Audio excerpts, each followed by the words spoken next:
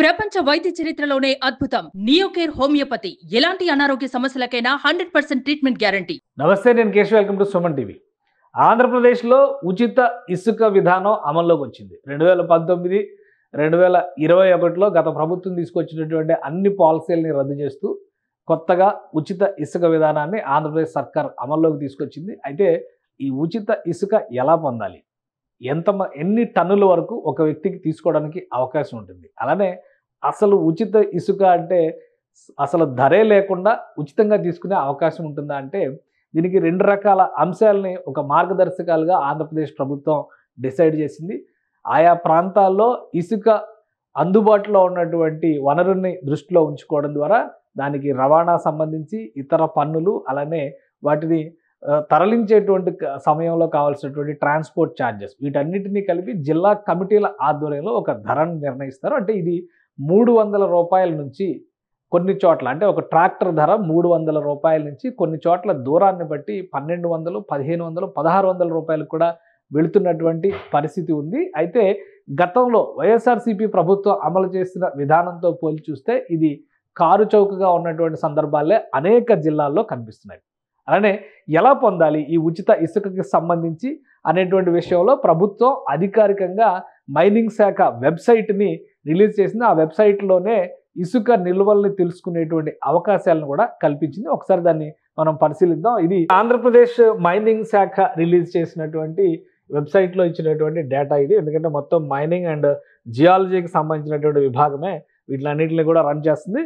So మొత్తంగా ఒక ప్రాంతంలో ఉన్నటువంటి వనరులన్నింటినీ కూడా ఒక చోటకి తీసుకొచ్చి ఇసుక రీచ్ల్ని ఏర్పాటు చేస్తున్నారు అధికారులు. ఆ ఇసుక రీచ్ల పర్యవేక్షణ బాధ్యత కూడా జిల్లా కలెక్టర్లకి అప్పగించారు. జిల్లా కలెక్టర్ ఆధ్వర్యంలో ఒక కమిటీ పనిచేస్తుంది. ఆ కమిటీ ధరను నిర్ణయిస్తుంది. అంటే ఉండేటువంటి దూరం, అలానే ఇసుక వనరుగా అవైలబిలిటీ ఉన్నటువంటి పరిస్థితి, దానిపైన పడుతున్నటువంటి పన్నులు, ట్రాన్స్పోర్ట్ ఛార్జెస్, ఇలాంటి అంశాలన్నిటినీ కలిపి ఒక వ్యక్తికి ఒక రోజుకి 20 టన్నుల వరకు ఇసుక తీసుకునేటువంటి వెసులుబాటుని ఆంధ్రప్రదేశ్ ప్రభుత్వం ఉచితంగా కల్పిస్తోంది. మిగతా ఈ పన్నులు, ఇతరత్ర ఛార్జీలకు సంబంధించినటువంటి అమౌంట్ ఎంత ఫిక్స్ అయితే అంత చెల్లించడానికి మాత్రం అవకాశం ఉంటుంది. ఇది ఈ సంస్థ ఇచ్చినటువంటి ఆంధ్రప్రదేశ్ ప్రభుత్వం department of mines and geology శాఖ ఇచ్చినటువంటి వెబ్సైట్ ఇది. దీనిలో డిస్ట్రిక్ట్ వైజ్ శాండ్ యార్డ్స్ అనేటువంటి ఒక కాలం పెట్టారు. దీనిలో ప్రతి చోట కూడా ఎక్కడ ఉదాహరణకి అల్లూరు సీతారామరాజు జిల్లా 2 చోట్ల స్టాక్ యార్డ్స్ ఉన్నాయి. అంటే అలానే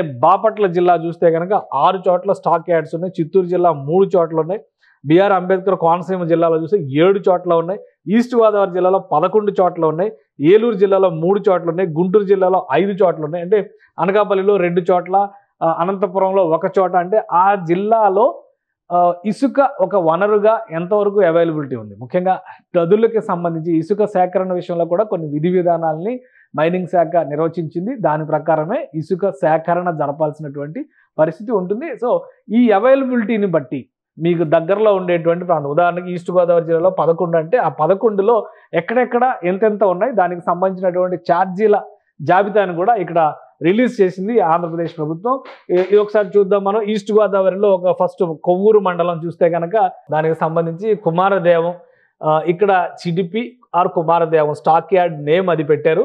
అక్కడ ఎంత అవైలబిలిటీ ఉందంటే 36,051 మెట్రిక్ టన్నుల ఇసుక అవైలబిలిటీ ఉంది. అంటే ఆ పరిసర ప్రాంతాల్లో నిర్మాణాలు చేసుకునేటువంటి వాళ్ళ కోసం దాదాపు 36,051 మెట్రిక్ టన్నుల ఇసుక అందుబాటులో ఉంది. అలానే sand charges per metric ton ఇక్కడ డిసైడ్ చేసింది 270 రూపాయల కింద డిసైడ్ చేసింది జియాలజీ అండ్ మైన్స్ శాఖ. సో ఇది దాదాపు ఈస్ట్ గోదావరి జిల్లాలో ఉన్నటువంటి గోదావరి తీరం కాబట్టి ఇక్కడ ఇసుక వనరు ఎక్కువగా లభ్యత ఉంటుంది కాబట్టి దాదాపు అన్ని చోట్ల కూడా మనం గమనిస్తే అదే రేటు కనిపిస్తుంది. అవైలబిలిటీ అంటే స్టాక్ అవైలబిలిటీలో వేరియేషన్స్ ఉండొచ్చు. ఇక్కడ 52,000 ఉంది. అలానే ఇక్కడ 1,46,000 ఉంది. నిడదవోలు పరిధిలో చూస్తే కనుక 1,46,000 టన్నులు మెట్రిక్ టన్నులు ఉంది. అన్ని చోట్ల కూడా 270 రూపాయలే దాదాపుగా కనిపిస్తుంది.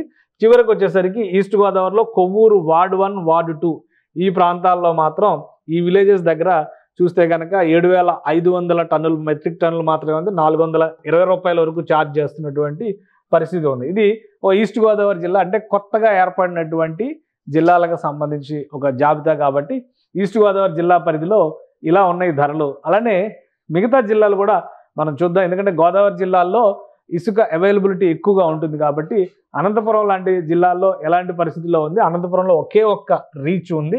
సో ఇక్కడ ఉన్నటువంటిది అనంతపురం రాయదుర్గ ఏరియాలో ఉంది. ఇక్కడ 58,160 టన్నులు అవైలబిలిటీ ఉంది. కానీ ఇక్కడ 195 రూపాయలకే ఇసుక లభ్యమవుతున్నటువంటి పరిస్థితి అనంతపురం జిల్లాలో ఉంది. సో ఇలా ప్రతి జిల్లాకి సంబంధించి ఈ స్టాక్స్ అవైలబిలిటీ ఉండేలాగా అధికారులు జాగ్రత్తలు తీసుకున్నారు. ఎప్పటికప్పుడు దీన్ని ఆన్లైన్లో అప్డేట్ చేసేటువంటి ప్రయత్నం చేస్తున్నారు. జిల్లాల వారీగా మనం చూస్తే కనుక ప్రతి జిల్లాకి సంబంధించినటువంటి డేటా వస్తుంది. ఇందులో మొత్తం ఆంధ్రప్రదేశ్లో ఉన్నటువంటి 21 జిల్లాలకు సంబంధించినటువంటి డేటాని పొందుపరిచారు. వైఎస్ఆర్ కడప జిల్లాలో 11 స్టాక్ యార్డ్ పాయింట్స్ ఉన్నాయి. 11 చోట్ల దానికి సంబంధించినటువంటి ధరల పట్టికని ఇక్కడ అందుబాటులో పెట్టారు అధికారులు.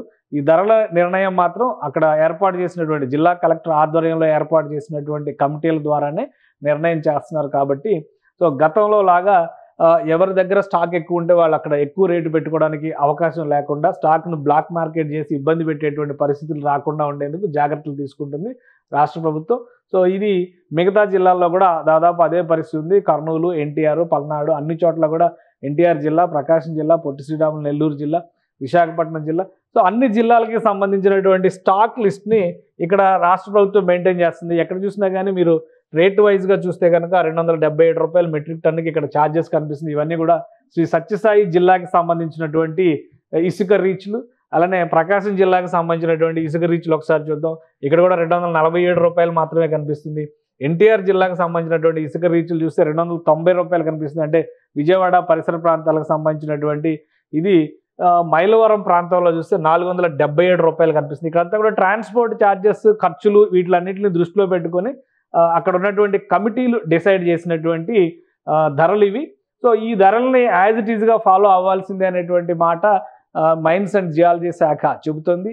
ఒకవేళ దీన్ని ఎవరైనా ఉల్లంఘించి గనక ఆ ఇసుక తీసుకునేటువంటి క్రమంలో కూడా కొన్ని కండిషన్స్ని రాష్ట్ర ప్రభుత్వం పెట్టింది. ఆ కండిషన్స్ ఏంటంటే రోజుకి ఒక వ్యక్తికి 20 టన్నుల ఇసుక మాత్రమే తీసుకునేటువంటి సౌలభ్యం ఉంది. అలానే తీసుకున్నటువంటి ఇసుకని వేరొకరికి విక్రయించడం అనేది నేరంగా పరిగణిస్తుంది పాలసీ ప్రకారం చూస్తే.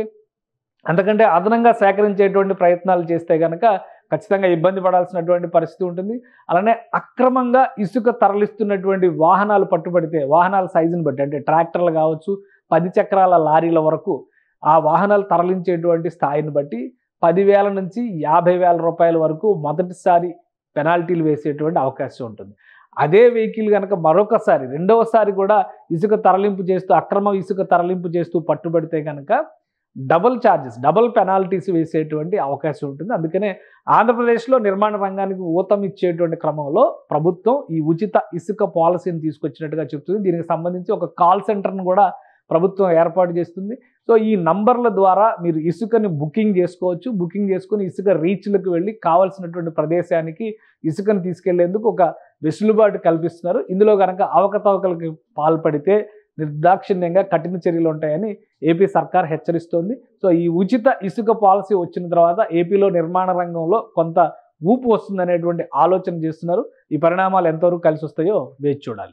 సుమన్ టీవీలో మీ పర్సనల్ అండ్ బిజినెస్ ప్రమోషన్స్ కోసం కింది నెంబర్కి కాంటాక్ట్ చేయండి.